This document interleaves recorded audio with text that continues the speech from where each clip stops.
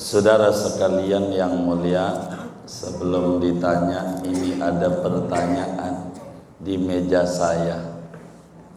Assalamualaikum Ustadz,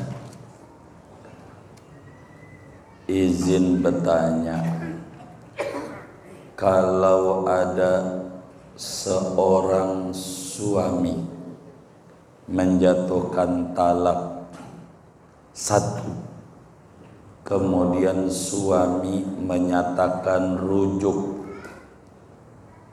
saat masa iddahnya, tapi istri menolak, apakah ada ketentuan hukumnya atas penolakan tersebut?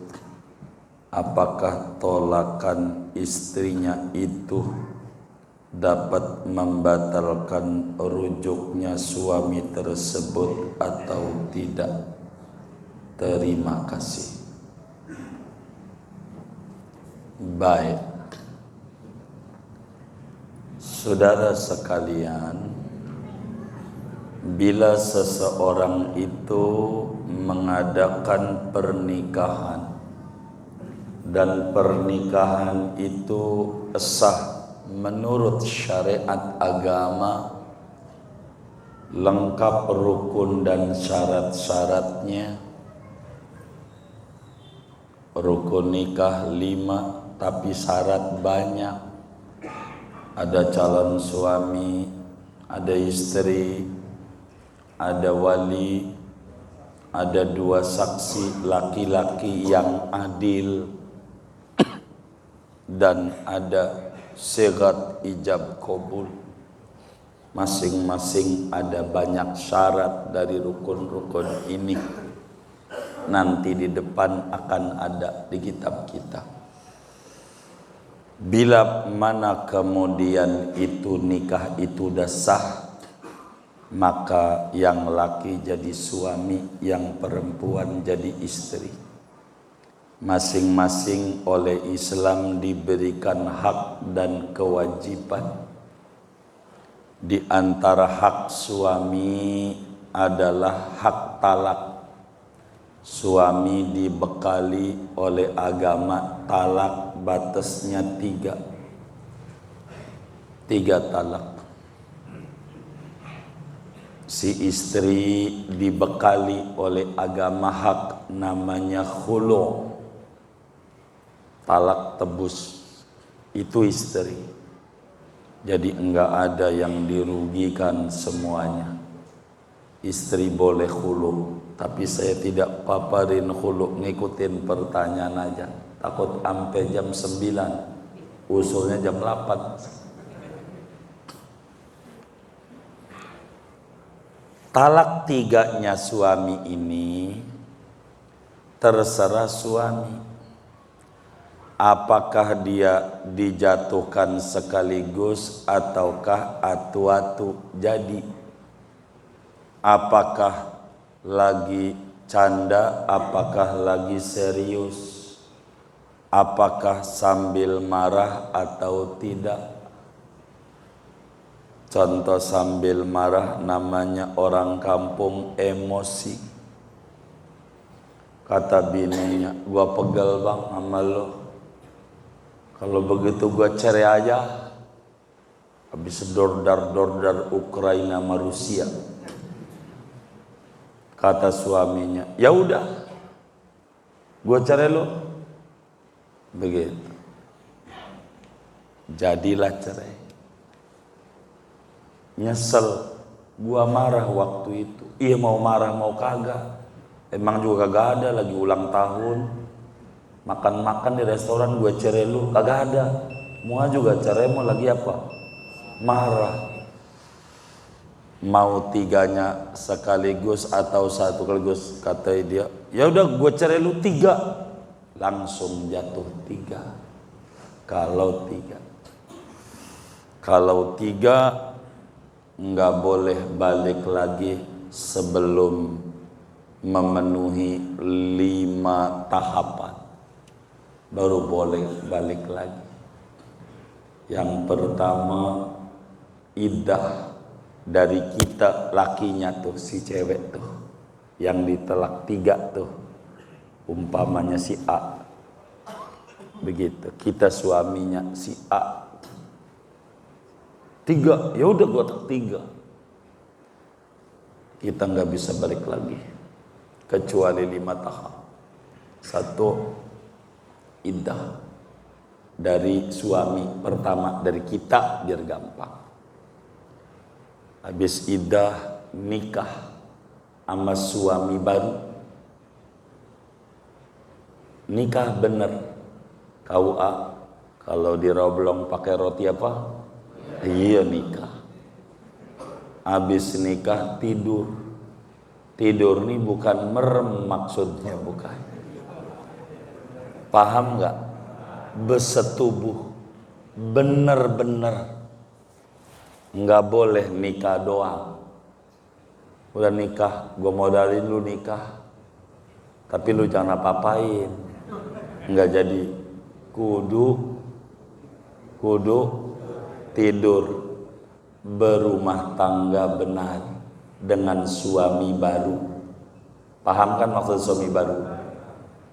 Udah berumah tangga sekian tahun, ribut cerai sama suami baru. Habis cerai, iddah. Selesai iddah, baru kita boleh balik lagi. Begitu. Pas cerai, itu bini umurnya 95.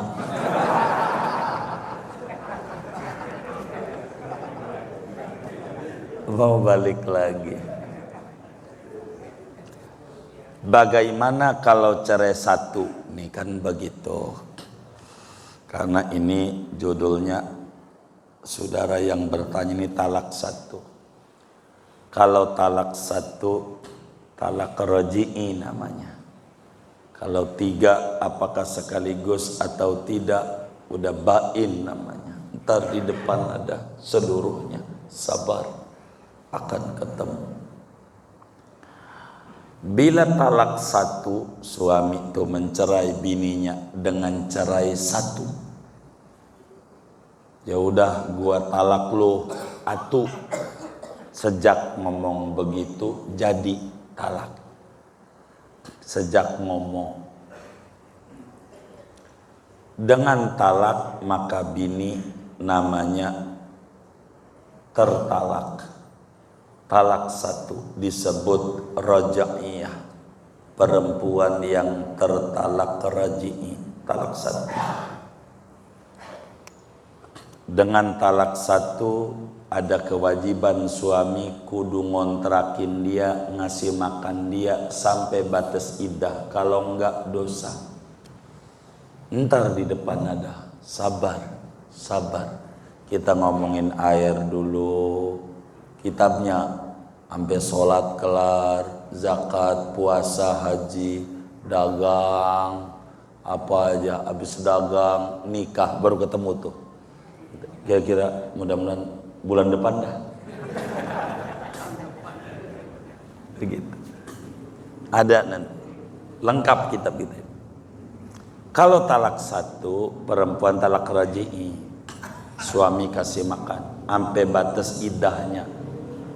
Berapa iddahnya dia? Tergantung. Masih menkah atau tidak. Hamil atau tidak. Ini berpengaruh pada iddahnya dia. Saya nggak paham nih, karena ini kurang lengkap pertanyaannya, jadi kan harus diurai atu-atu. Andai kita ambil 1, masih muda dia, men, berarti 3 kali sucian. 3 kali sucian. Suci, men, suci, men, suci, boleh. Itu habis iddahnya. Kurang lebih makan waktu 3 bulan. Nah, tergantung sih mennya lama atau enggaknya. Kalau kemudian masih masa iddah, kita mati, masih dapat warisan tuh perempuan, bab warisnya. tapi nggak ditanya ke situ. Talak 1 masih iddah, baru juga amen, anggap dia baru seminggu dicerai yang lalu, nyesel pengen balik lagi, bagaimana? Atau udah habis masa iddahnya, anggap aja udah 6 bulan yang lalu cerainya, pengen balik, itu bukan balik. Untuk balik lagi, kalau perempuan tuh tolak raj'i ada 2, ada rujuk, ada nikah baru, ada 2. Orang kampung nyebutnya dua-duanya rujuk, itu salah, itu tapi nggak apa-apa, bahasa doang. Orang kampung menyebutnya rujuk, padahal ada 2, ada rujuk, ada nikahun jadid, ada di semua, di buku bapak baca aja itu buku, ada lengkap. Kalau udah 6 bulan berarti anggap udah habis masa iddah. Begitu. Talaknya baru 1. Kita pengen balik. Ini nggak bisa rujuk. Kudu nikah baru. Harus ada wali. Harus ada saksi. Roti buaya. Itu pelengkap. Nggak rukun syarat. Kudu kayak begitu lagi. Ada mas kawin, kasih lagi mas kawin. Uang udah habis masa iddahnya. Nikah lagi dengan perempuan itu, nikah biasa, bukan rujuk, namanya nikah baru karena masa iddahnya sudah habis. Sesudah ditetepin itu nikah, kata penghulu sah, baik. Maka ingat talaknya tinggal 2 dengan nikah ini, tinggal 2 karena 1 udah dipakai, tinggal 2. Begitu. Yang ini kudu diterangin begitu. Ini kita ikutin pertanyaannya aja secara global. Masih iddah. Kalau masih iddah, anggap baru seminggu gitu. Nyesel pengen balik lagi. Ini yang disebut rujuk. Maka laki ngomong sama bini, siapa namanya? Markona. Ya Markona rojak tuki. Markona, lo jadi bini gua lagi. Gua rujuk sama lo. Maka dengan begitu tuh si perempuan otomatis jadi bini.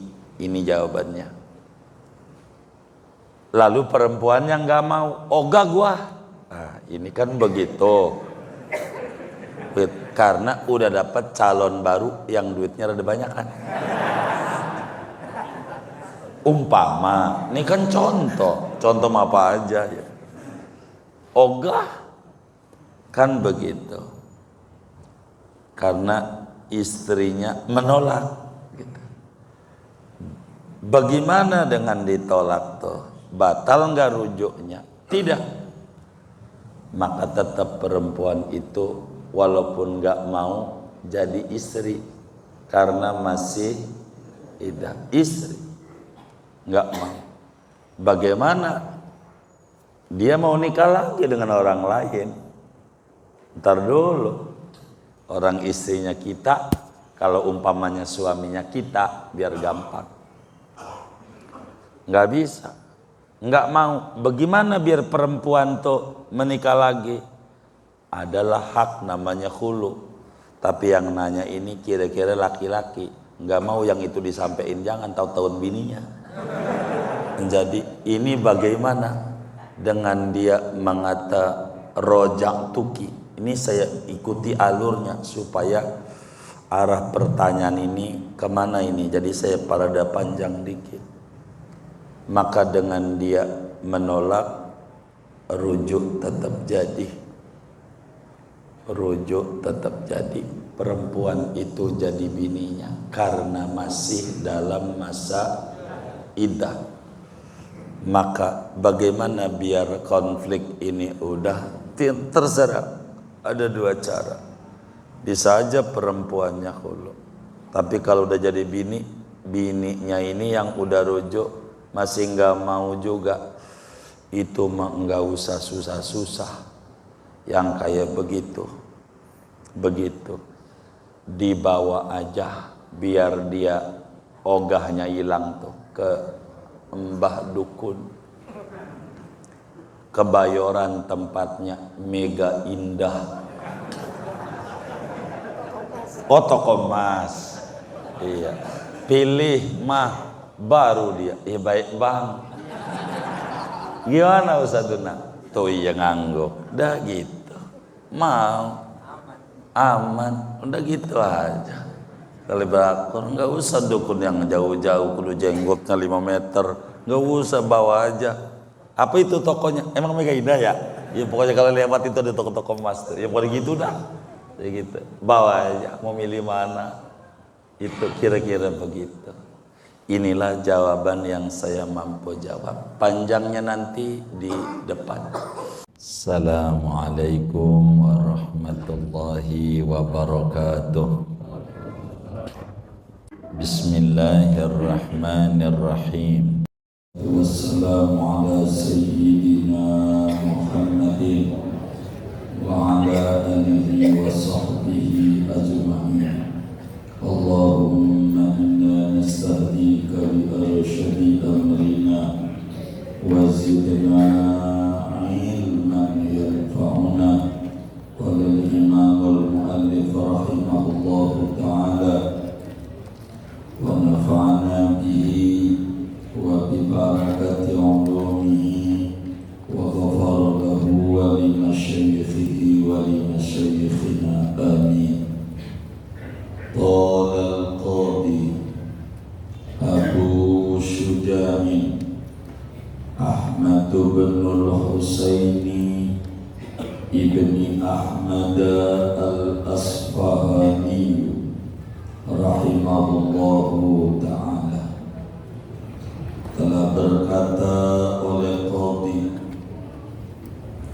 kunyahnya Abu Syuja', nama aslinya Ahmad bin Husain bin Ahmad Al-Asfahani yang bangsa Asfahan, rahimahullahu ta'ala, moga-moga merahmati pada beliau oleh Allah ta'ala, amin ya rabbal alamin. Sa'alani ba'dul asdiqai hafizahumullahu ta'ala an a'mala mukhtasaran fil fiqhi ala madhabil imam syafi'i rahmatullahi ta'ala alaihi wa ridwan. Telah meminta kepadaku oleh sebagian teman-teman, hafizahumullahu ta'ala, moga-moga melindungi, menjaga akan semua teman-teman oleh Allah ta'ala, agar bahwa aku membuat akan kitab ringkasan fil fiqhi, tentang ilmu fikih, ala madhabil imam syafi'i, mengikuti atas madhabnya Imam Syafi'i rahmatullahi ta'ala alaihi wa ridwanu. Moga-moga rahmatnya Allah dan keridhaan Allah yaitu tercurah kepada Imam Syafi'i, amin ya rabbal alamin. Wallahu a'lam. Segini aja. Saudara-saudara sekalian yang mulia, ditamatin apa? Enggak, ininya nanti kalau lewat Isya enggak selesai lagi. Sekarang bertanya sampai jam, saya sih setuju aja, cuman Ustadz Jamal enggak setuju.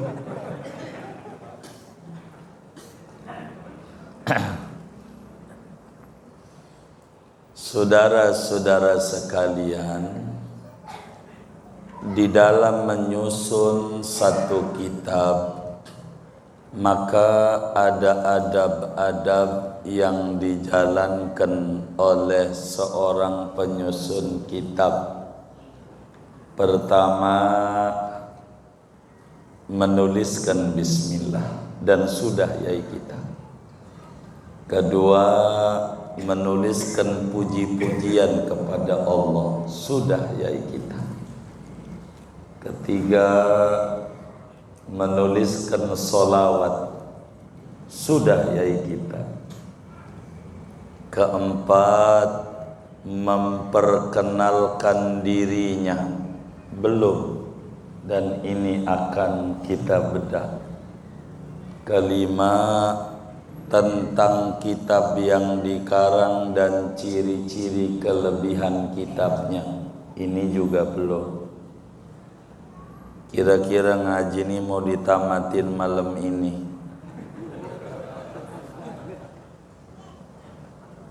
Gimana Tuan Guru? Jangan? Oh iya jangan, baik. Dikit-dikit yang penting paham. Oh iya baik. Qala al-qadi Abu Syuja'in, kata sahibud dibajah murid beliau telah berkata, yakni akan berkata, ala haddi qawlihi ta'ala ata amrullah fala tasta'jilu. Kitab yang kita bedah ini, saudara, karangan ulama besar, julukannya Abu Syuja', bapaknya macan yang gagah berani. Julukannya ada yang julukannya bapak pembangunan, ada tuh namanya Pak Harto. Ada yang julukannya tukang kayu.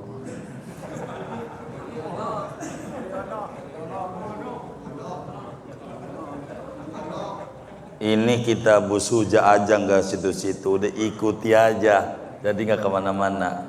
Ditaruh tasbihnya. Nah, ngaji begitu, ganjaran gede. Beliau ini qadhi. Qadhi itu kalau sekarang ini adalah Mahkamah Agung gitu. Kiai pejabat. Beliau ini julukannya Abu Syuja'. Nama aslinya Ahmad bin Husain bin Ahmad, orang Isfahan, orang Iran. Sekarang masuk wilayahnya Iran, Isfahan. Buka aja di Google Map, Isfahan. Imam Abu Syuja', saudara, ulama kelahiran tahun 433 Hijriah. Lahir tahun 433 Hijriah.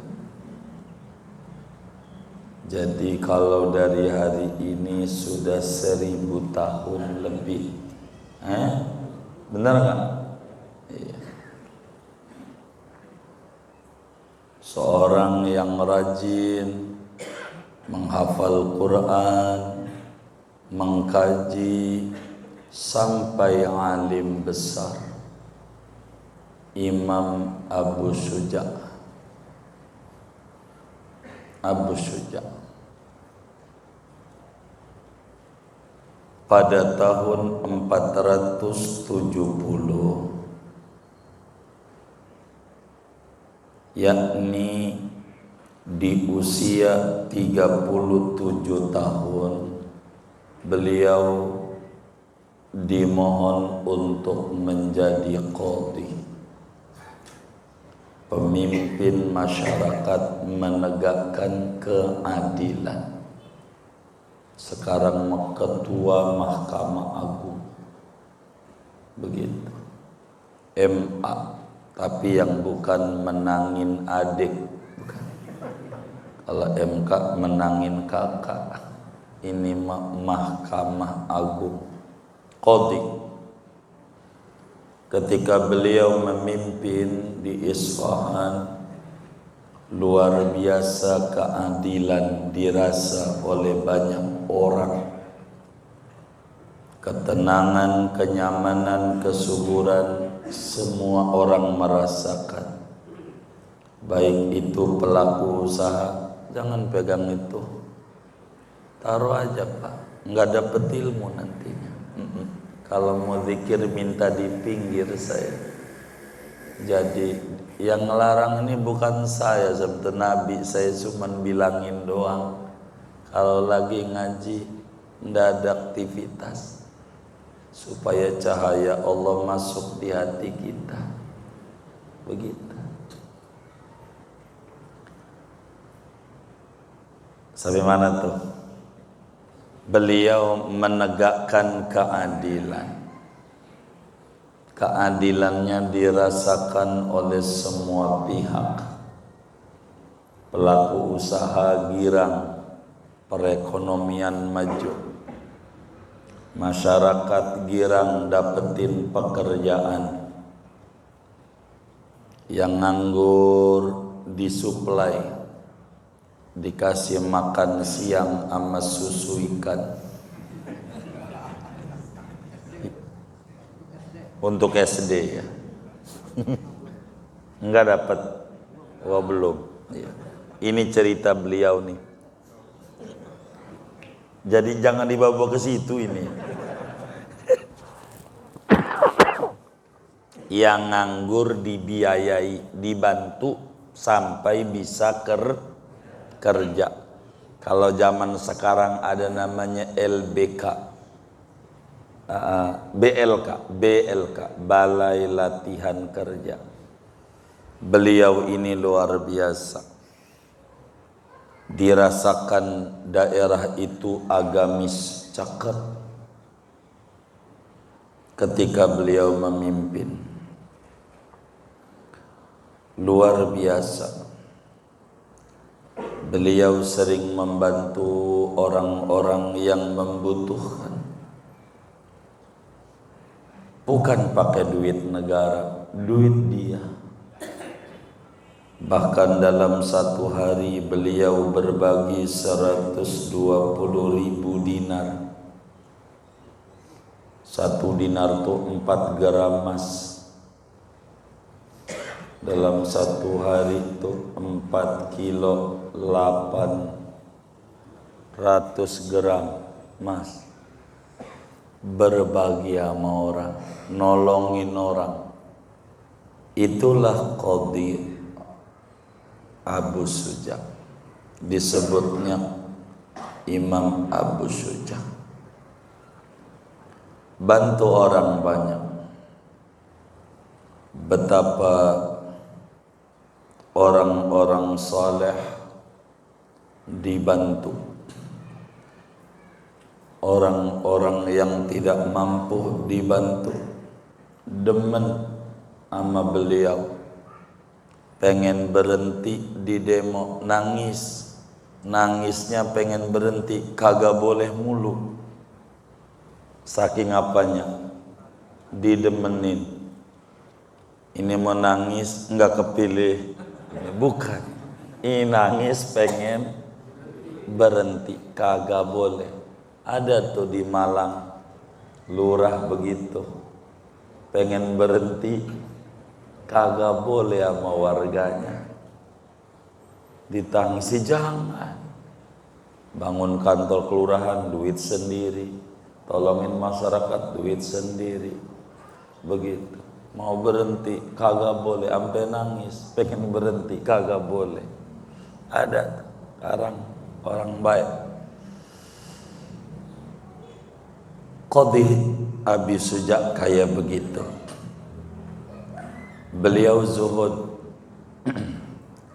Pada akhirnya beliau kemudian banyak mengajar Saya udah ada ngurus masyarakat, saya ngurus jamaah aja, ngajar ngaji,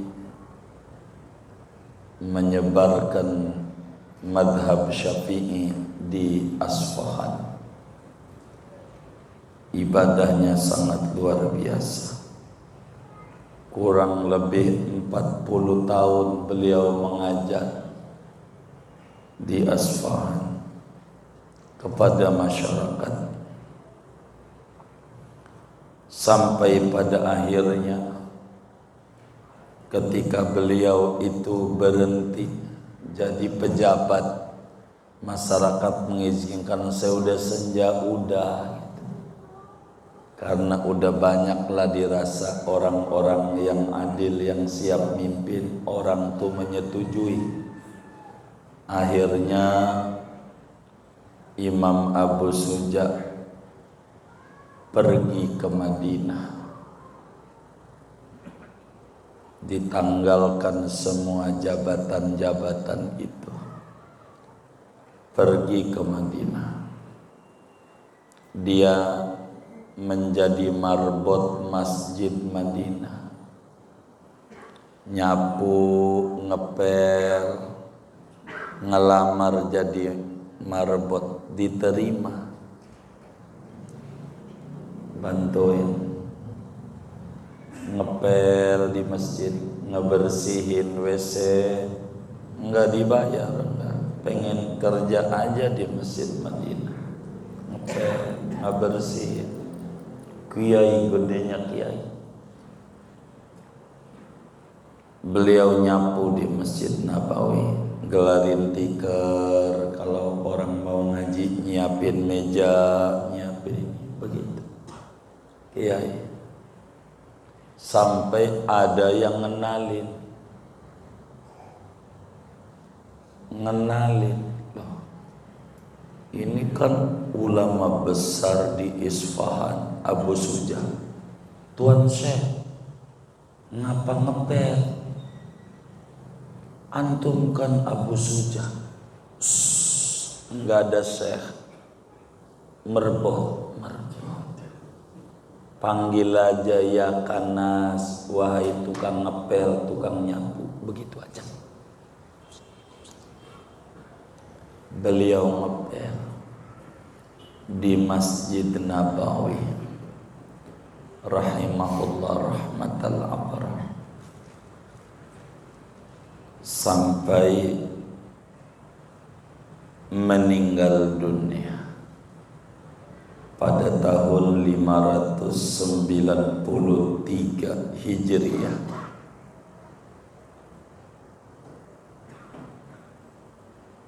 Sezaman dengan Imam Ghazali, lebih tua beliau 15 tahun dengan Imam Ghazali.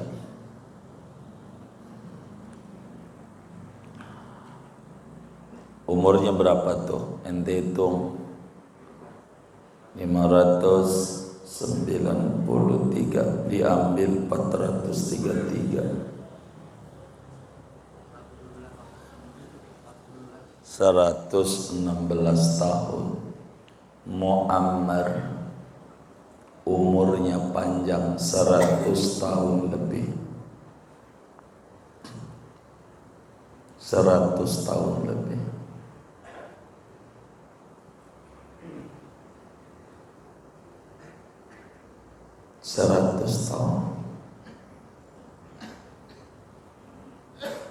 Beliau dikubur 10 meter dari kuburan Nabi Muhammad sallallahu alaihi wasallam di Bab Jibril. Kalau sekarang saudara ke Madinah, di pintu dekat pintu keluar, masuknya dari Babus Salam. Kalau mau ziarah ke Nabi, ujungnya namanya pintu keluarnya dibuat sekarang Bab Jibril. Disitulah makamnya, di dalam kurungan rumahnya Nabi, 10 meter. Jadi Kawan-kawan kalau ziarah ke Nabi ikut saya berhenti di situ. Ziarah sama beliau nih, yang ke ziarah ke Nabinya bareng saya, mesti kita ajak ziarah sama pengarang kitab Takrib. Begitu, ulama besar. Meski beliau umurnya 100 tahun, rambutnya enggak ada yang ubanan barang satu. Giginya enggak copot barang itu. Dari kecil utuh. Matanya enggak pakai kacamata.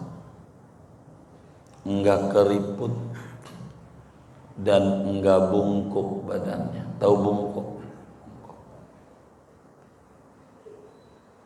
Imam Abu Sunnah ketika usia beliau 100 tahun, dilihat kok keker badannya, sehat, giginya bagus, matanya, rambutnya kayak muda aja.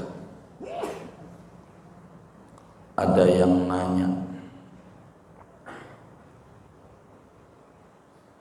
kenapa Tuan Syekh, gigi Tuan Syekh tuh enggak ada yang rontok, rambutnya hitam, enggak keriput, umurnya 100 tahun. Kalau kita baru 50-60, kawat pada keluar dari badan kita. Kawat. Begitu. Ini enggak ada. Rahimahullah rahmatullah. Ditanya beliau, masirruhu, apa rahasianya? Kok bisa giginya enggak rontok, kulitnya enggak keriput, matanya enggak min? Kalau kita udah senja mata rada min. Begitu. Cucu aja kagak ingat siapa ya cucu. Tapi kalau amal duit apal. Ada yang kayak begitu, ada enggak? Iya. Beliau ketika ditanya, beliau menjawab, wallahi ma asaitullaha bi'udwin minha falamma hafidtuha fis sighar hafadhani Allah ta'ala fil kibar. Kata beliau, alhamdulillah saya dari kecil saya jaga ini anggota tubuh dari maksiat. Kaki saya belum pernah pergi ke tempat-tempat yang dilarang sama agama dari kecil. Tangan saya belum pernah ngambil barang orang. Gigi saya belum pernah menggigit makanan yang hasil dari yang haram, enggak pernah. Saya jaga betul anggota tubuh saya dari maksiat dari kecil, dari sebelum balik. Akhirnya Allah muliakan saya, dijaga anggota tubuh saya. Alhamdulillah enggak rontok gigi saya, kulit saya enggak keriput. Mungkin itu kali ya, begitu kata beliau, gara-gara saya jaga anggota tubuh saya begitu dari maksiat. Sampai 100 lebih enggak pantang makanan. Kita umur baru 50 doang ditawarin kopi, mau ngopi enggak? Asam lambung. Mau makan daging, kolesterol, sate kambing, darah tinggi, duren, darah tinggi, emping, asam urat. Ya Allah, masih muda, nikmat dicabut-cabutin sama Allah. Kontrakan barerot, tahu barerot nggak? Banyak. Toko di Pasar Kembang ada, Pasar Palmera ada. Duit mah banyak, makan apa aja ora boleh, sian banget. Padahal yang kudu pantang mau barang haram, kata Bu Suja. Nasi uduk pantang kalau dapat nyolong. Kalau dapat barang haram, inilah yang menjadikan darah tinggi, seteruk, segala macam. Hindarkan daripada yang haram. Enggak usah pantang ama makanan nikmat dari Allah. Yang pantang mau dari dosa. Dosa itu menyebabkan penyakit. Kata Imam Ali Zainal Abidin, makamnya di Baqi, cucu cicit Nabi, anaknya Imam Husain. Ajibtu liman yahtami bitta'am lima darratih wa la yahtami minadh-dhunub lima'rifatih. Aku heran sama orang kampung yang pantang makanan, emping gurih begitu dikata semurat. Gua heran sama dia. Enak kayak begitu, apalagi dikasih kecap empingnya. Bener nggak? Ya Allah, dikata asam urat, padahal kalau benar emping mengandung asam urat, no orang rangkas bitung. Dari pagi emping, siang daun meninjau, surasem, sore juga begitu. Ampe emping dikecil-kecilin, dikasih gula, pakai ngopi. Dari pagi sampai malam emping mulu. Kira-kira dari bupati sampai RT-nya asam urat semuanya. Kan kagak. Bukan empingnya, dapat nyolongnya yang jadi asam urat. Kata beliau, ma asaitullaha azza wa jalla bimudwin minha. Aku belum pernah maksiat kepada Allah dari anggota tubuh saya, sehingga Allah muliakan saya. Dijaga anggota tubuh saya saat saya usia senja.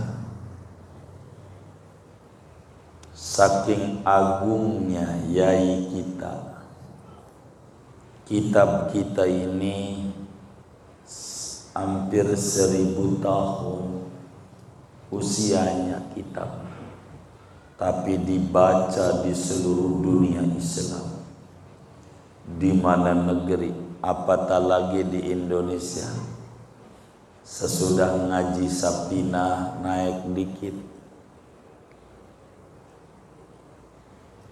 dia ngaji kitab semacam Riyadul Badi'ah Sarasitin baru takrib, dibaca di mana tempat, apalagi di Asia Tenggara. Ulama banyak demen kitab ini, padahal kitab ini banyak sekali kaul dhaifnya yang tidak boleh difatwakan lagi. Kalau orang nanya, masih tertera di kitab ini. Tapi ulama tidak melihat itu, masih dibaca.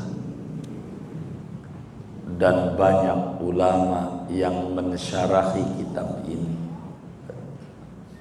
Ribuan kitab ini. Syekh Nawawi Al-Bantani ikut nimbrung kitab ini pada sarah Fathul Qarib. Habis takrib ni rada gede dipit, namanya Fathul Qarib. Disarah lagi oleh Syekh Nawawi Al-Bantani, namanya tahu Syekh. dibaca oleh Muallim Bunyamin Kemis di Al-Ma'ruf. Itu kitab dasarnya takrib. Masih banyak, ribuan kitab kita ini.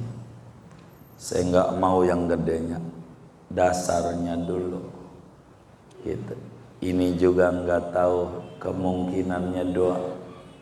Bisa saja kita dulu khatam, kita belum khatam.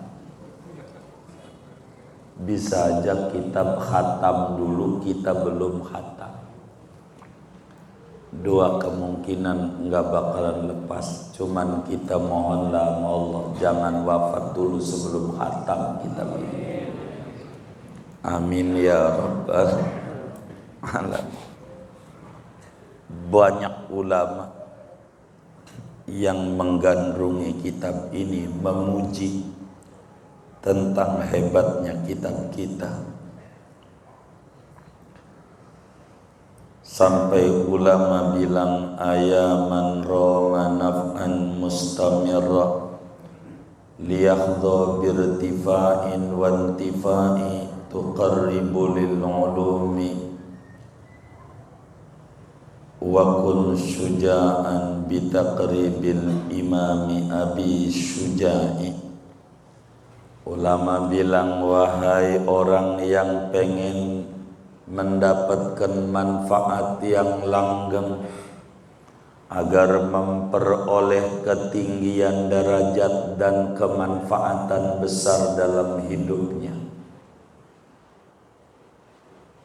dekatilah ilmu-ilmu, jadilah kau orang yang berani untuk mengkaji kitab takribnya Imam Abu Suja. Lu kudu ngaji kitab takrib kalau pengen tinggi derajatnya. Maka kita berharap dengan ngaji kitab takrib nih, kita semua anak keturunan kita pada tinggi derajatnya. Amin ya rabbal alamin. Qala al-qadhi Abu Suja'in Ahmad bin al-Husain bin Ahmad al-Asfahani rahimahullahu ta'ala. Sesudah kita mendengar sekelumit sirah beliau yang sebetulnya amat sangat panjang paparannya, sejarah hidup beliau yang amat sangat gemilang sebagai sarjana Islam, ilmuwan besar, ketawaduan, ulama, ngepel enggak apa-apa. Begitu kita layaklah bersama menghadiahkan Fatihah untuk beliau. Moga beliau ditinggikan derajatnya di sisi Allah dan seluruh ulama-ulama besar mazhab Syafi'i. Alaihi wa ala a'immati syafi'iyah hadiyatan minna suratul Fatihah. A'udzu billahi minasyaitonir rajim. Bismillahirrahmanirrahim.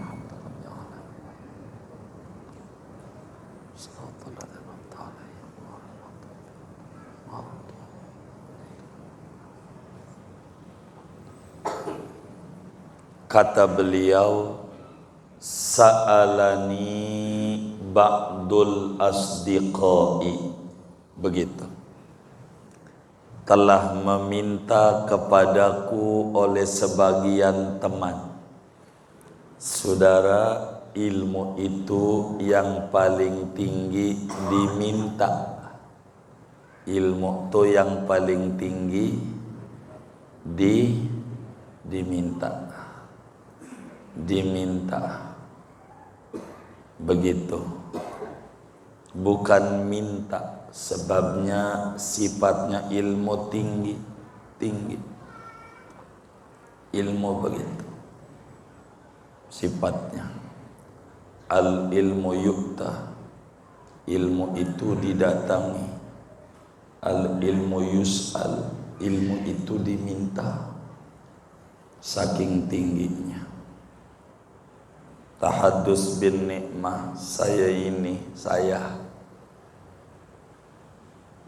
ala sabil tahadus, dari kecil ampe niari belum pernah minta ngajar, belum pernah minta khutbah, minta ceramah, minta ngajar. Dari kecil ampe niari, moga ampe wafat, belum pernah. Saya ini mengajar kitab ini dari SD kelas 5 ngajarin kitab takrib ini.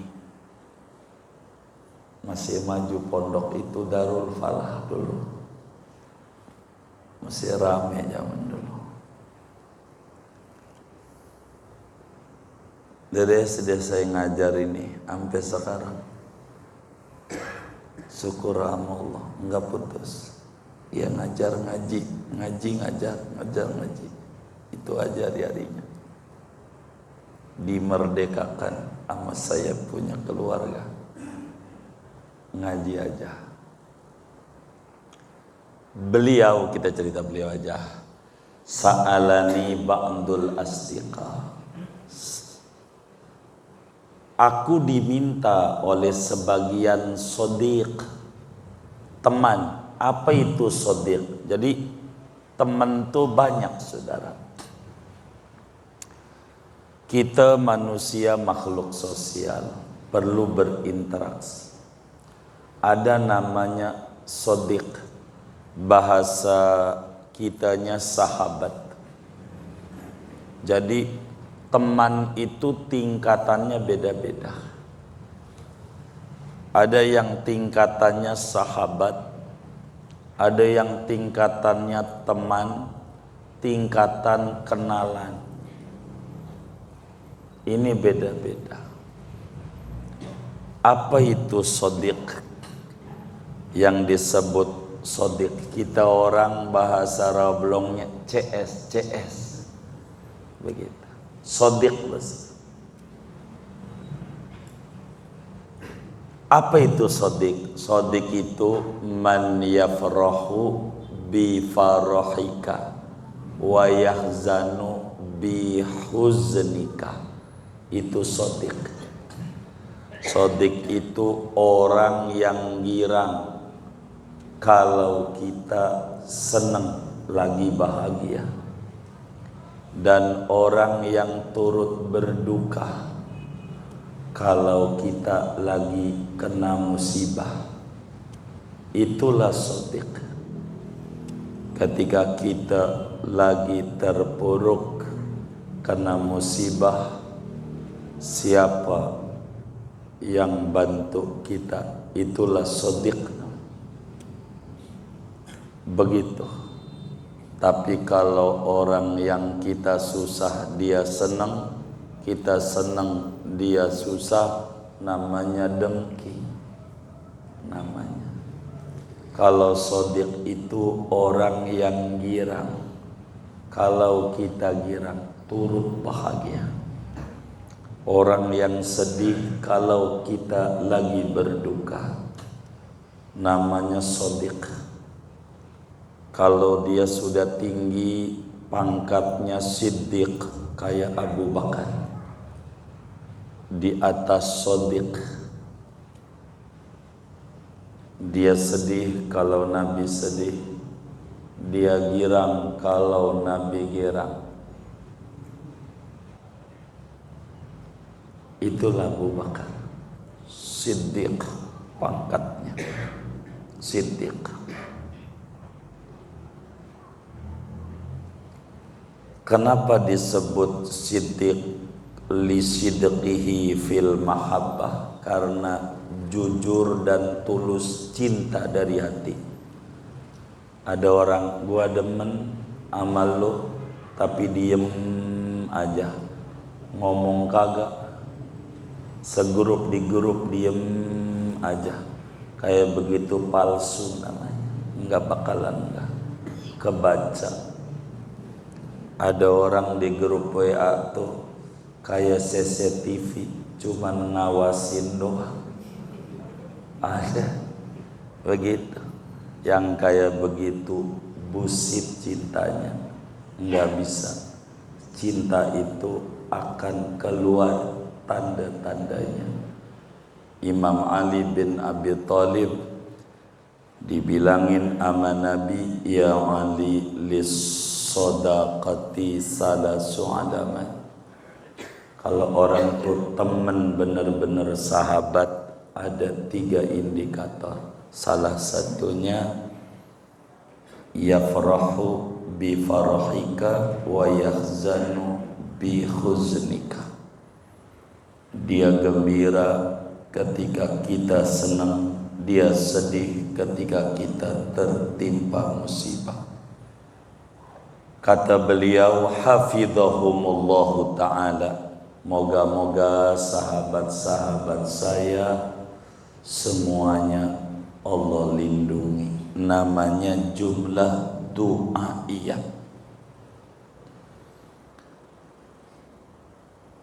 Diminta apa beliau oleh teman-teman akrabnya? An a'mala mukhtasaran fil fiqhi. Diminta suruh ngarang kitab kecil namanya mukhtasar, ma qalla lafzuhu wa kasura maknahu. Mukhtasar itu sedikit kata-katanya, padat maknanya. Itu asli mukhtasar. Jadi mukhtasar itu mengungkapkan pembahasan omongan yang banyak, bisa diringkas dengan singkat. Kalau dipaparin jadi luas, itu namanya mukhtasar. Lawanannya itnab. Itnab tuh panjang banget, isinya dikit. Ngomong 2 jam, waktu ditanya tuh bini, dari mana mah pengajian? Kok dari pagi sampai dohor belum pulang? Lama ceramahnya, 2 jam lebih. Ngomong apa? Rugi lu bang kagak datang. Rugi. Emang apa? Lucu banget. 2 jam yang didapat cuman atuh. Apaan? Tuh namanya itnab. Panjang, isinya dikit. Mukhtasar tuh kalamnya dikit, isinya luas. Isinya namanya disebut mukhtasar. Saya, kata yai kita, diminta kitab kecil mukhtasar dalam disiplin ilmu fikih. Saya nggak paparin fikih itu apa definisinya, apa manfaatnya. Udah masalahnya pertemuan awalnya, tinggal dilihat saja. Awal ngaji apa fikih, objek bahasannya apa, pengambilannya apa, 10 itu udah kita paparin. Jadi saya tidak mundur lagi kajiannya.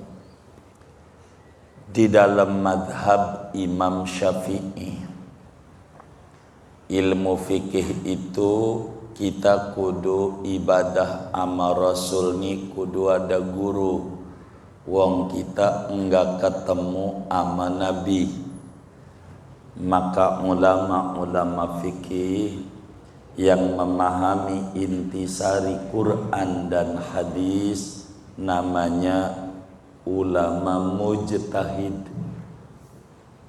Ulama mujtahid itu banyak, akan tetapi yang mazhabnya dibukukan dengan rapih dan diterima oleh kita dengan data yang otentik tinggal 4.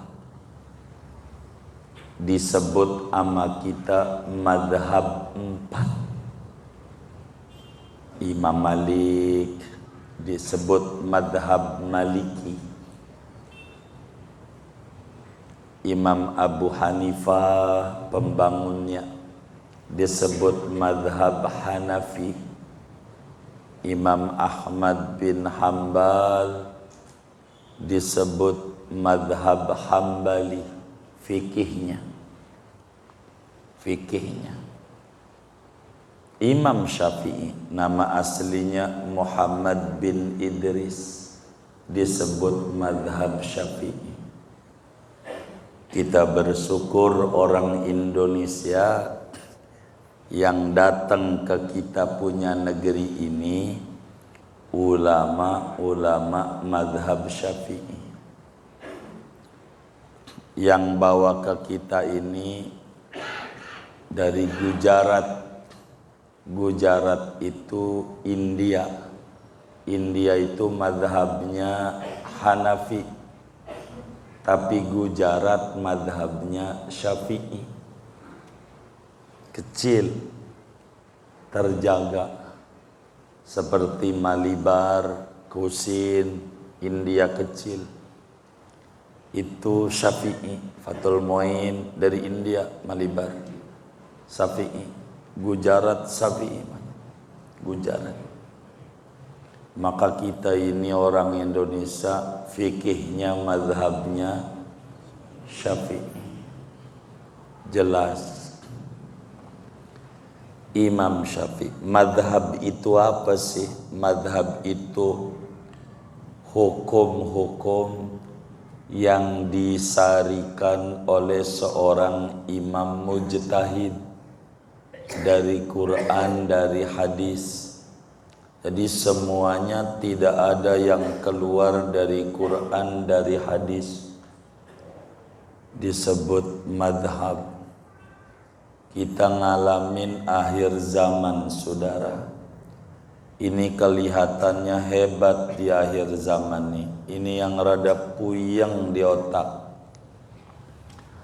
Ada seorang tokoh ditanya sama masyarakat, "Yai, ajarin saya sholat.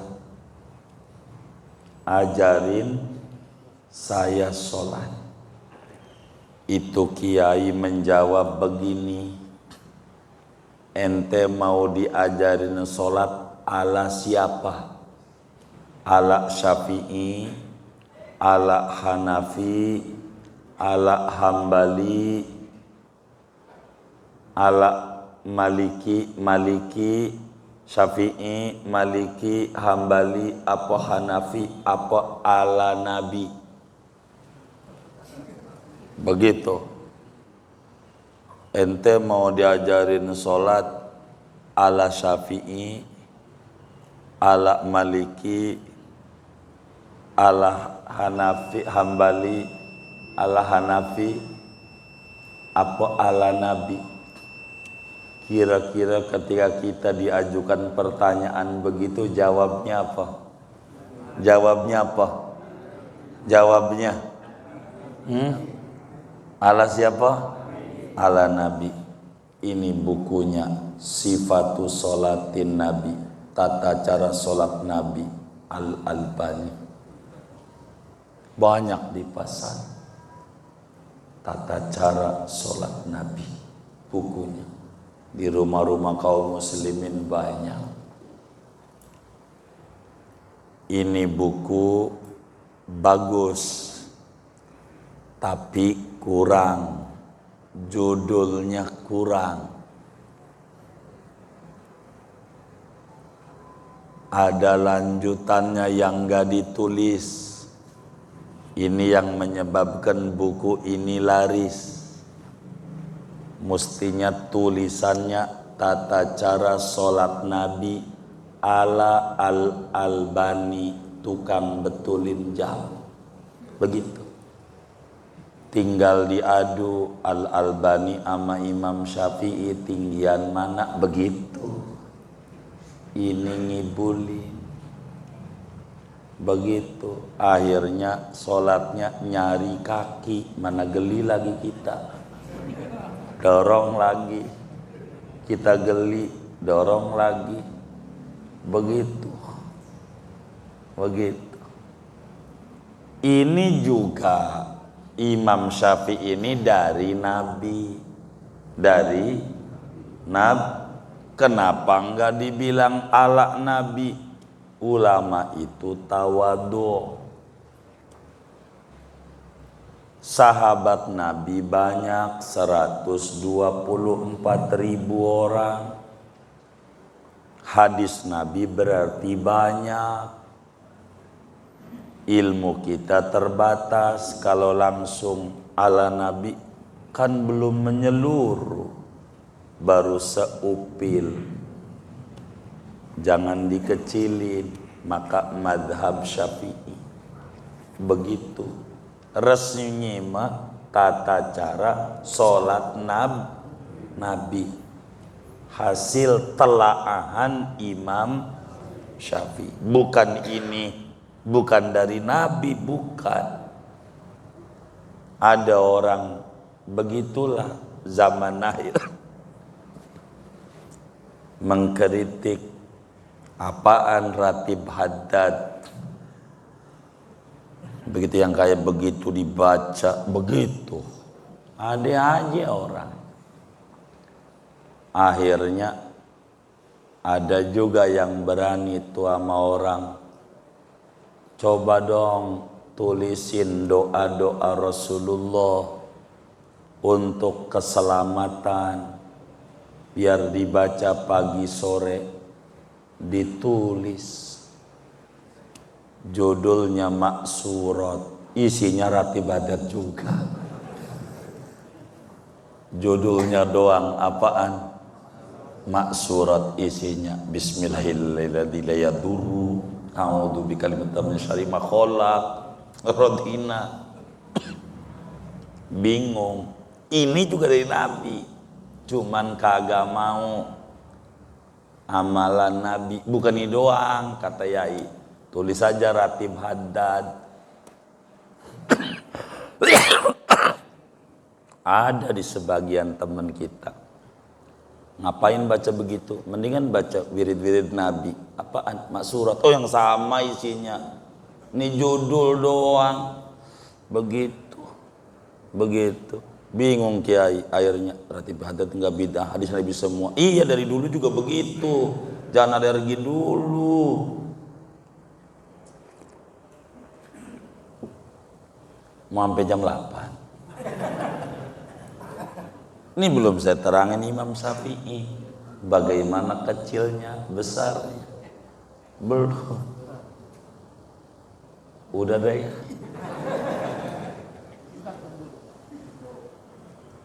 Dia fikih ala Nabi itu, dan dia yang ngarang siapa, kan nggak mungkin Nabi ngarang buku seperti itu. Iya, itu yang ngarangnya itu namanya Al-Albani, Syekh Al-Albani.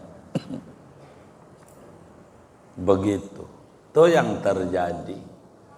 Akhirnya nyari-nyari kaki. Gitu. Banyak teman kita untuk masuk surga 15.000 bayarnya. Surga dengan motong celana rada tinggi dikit, kan 15.000 motongnya. Berapa belum motong celana? Berapa? 15 ya.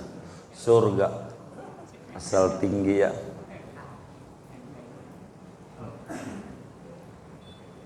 Entar panjangnya besok dan datang Imam Syafi'i. Kita Imam Busuja dulu. Tapi kita hadiah Fatihah buat Imam Syafi'i dan semua ulama-ulama madhab. Mudah-mudahan Allah tinggikan derajat mereka.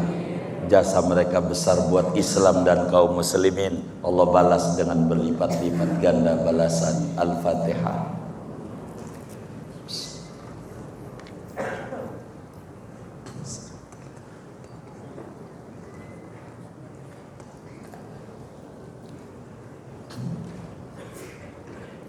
Saudara sekalian yang mulia, sebelum ditanya, ini ada pertanyaan di meja saya.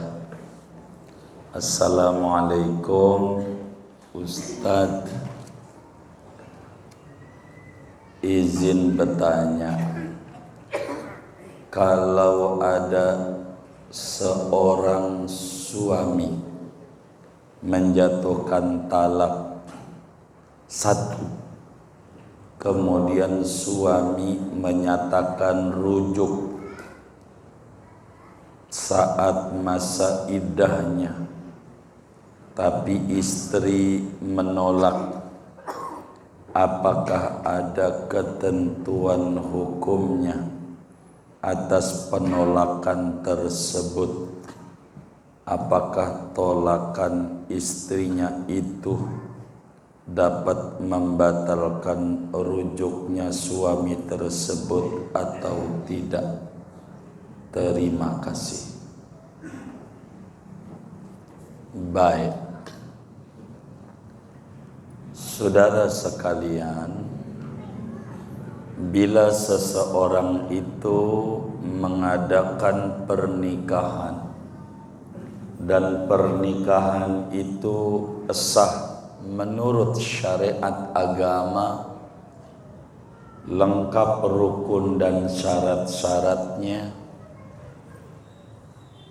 rukun nikah 5 tapi syarat banyak, ada calon suami, ada istri, ada wali, ada 2 saksi laki-laki yang adil,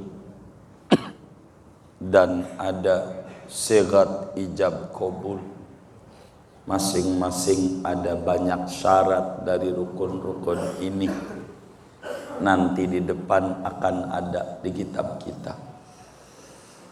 Bila mana kemudian itu nikah itu dah sah, maka yang laki jadi suami, yang perempuan jadi istri. Masing-masing oleh Islam diberikan hak dan kewajiban. Di antara hak suami adalah hak talak. Suami dibekali oleh agama talak batasnya 3 talak.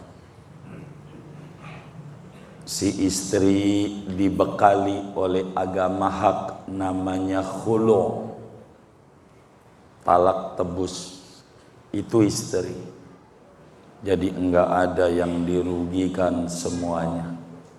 Istri boleh khulu', tapi saya tidak paparin khulu', ngikutin pertanyaan aja. Takut sampai jam 9, usulnya jam 8.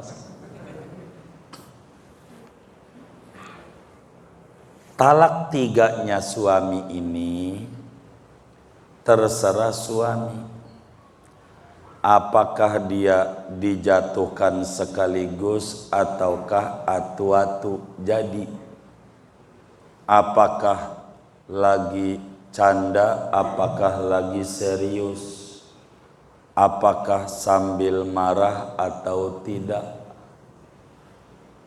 Contoh sambil marah namanya orang kampung emosi.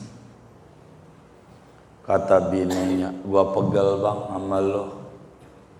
Kalau begitu gua cerai aja. Habis dordar Ukraina sama Rusia. Kata suaminya, ya udah, gua cerai lo. Begitu. Jadilah cerai. Nyesel, gua marah waktu itu. Iya mau marah mau kagak. Emang juga kagak ada, lagi ulang tahun. Makan-makan di restoran, gue cerai lu, kagak ada. Mua juga cerai, mau lagi apa?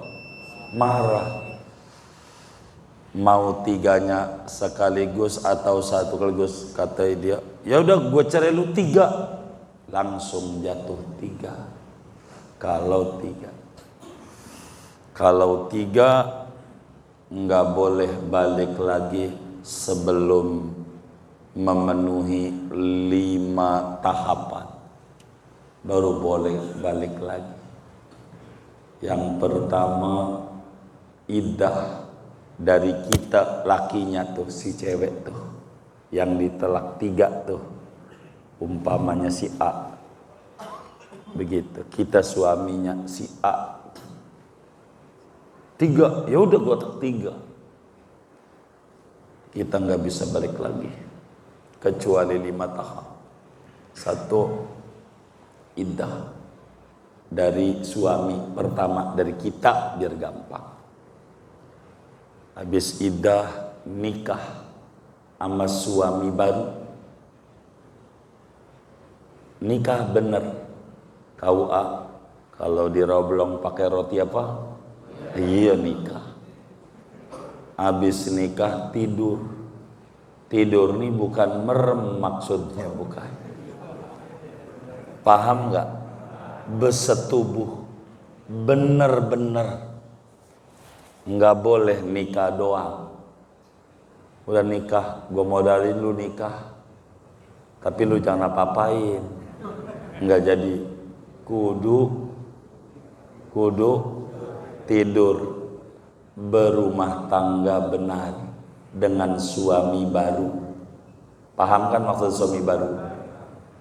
Udah berumah tangga sekian tahun, ribut cerai sama suami baru. Habis cerai iddah, selesai iddah baru kita boleh balik lagi.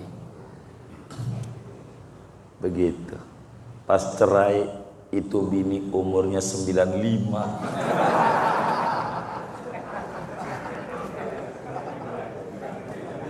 Mau balik lagi. Bagaimana kalau cerai 1? Nih kan begitu. Karena ini judulnya, saudara yang bertanya ini talak 1.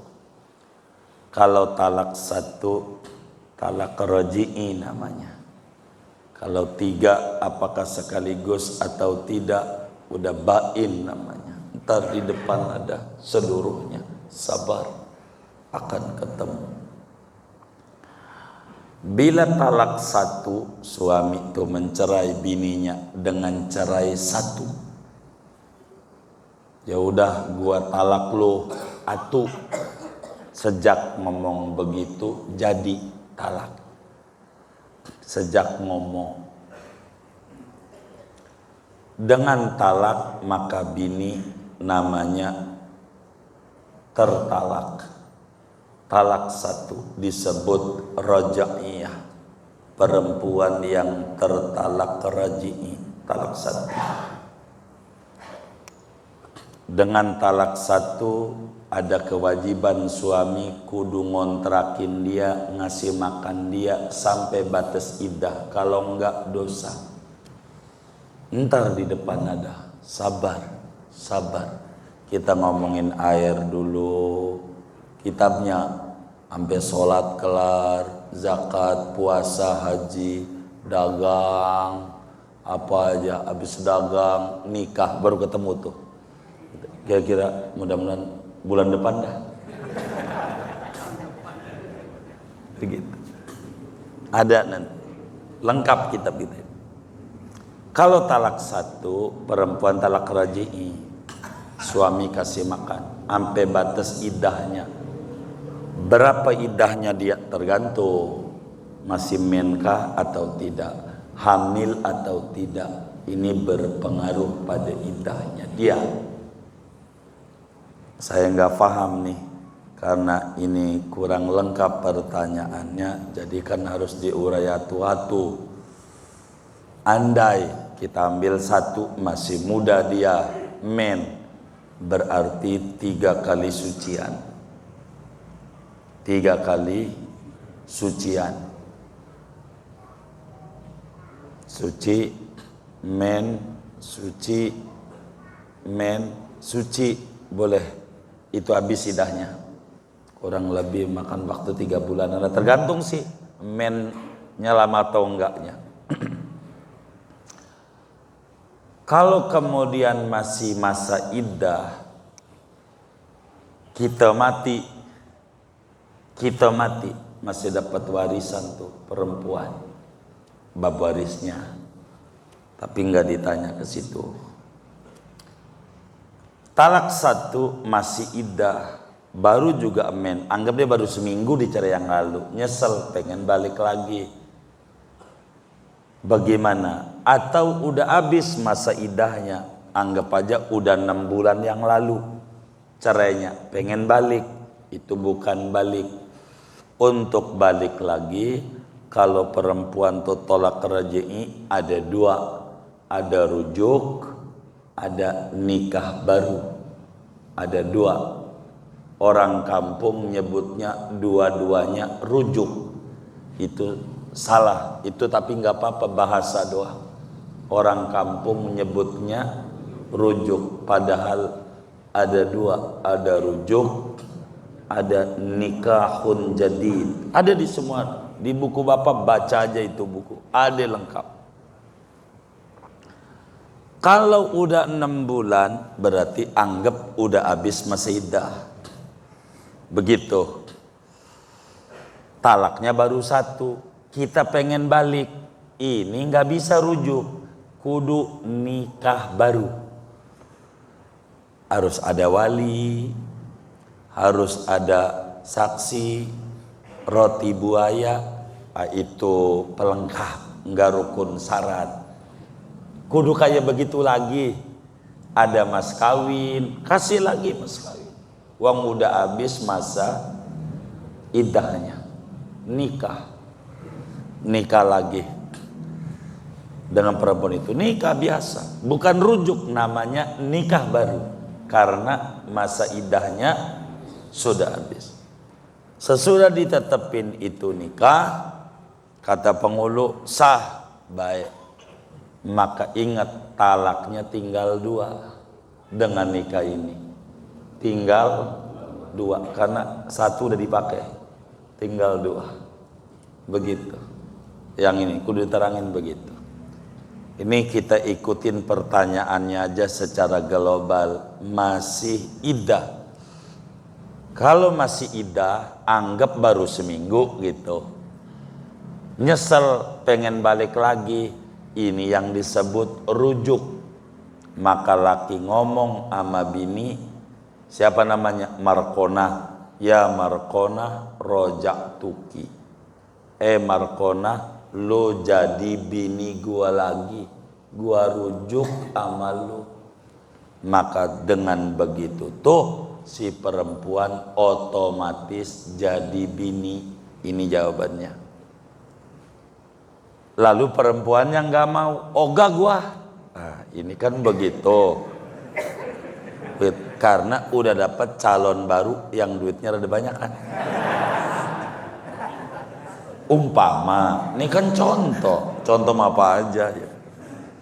Ogah kan begitu. Karena istrinya menolak. Gitu.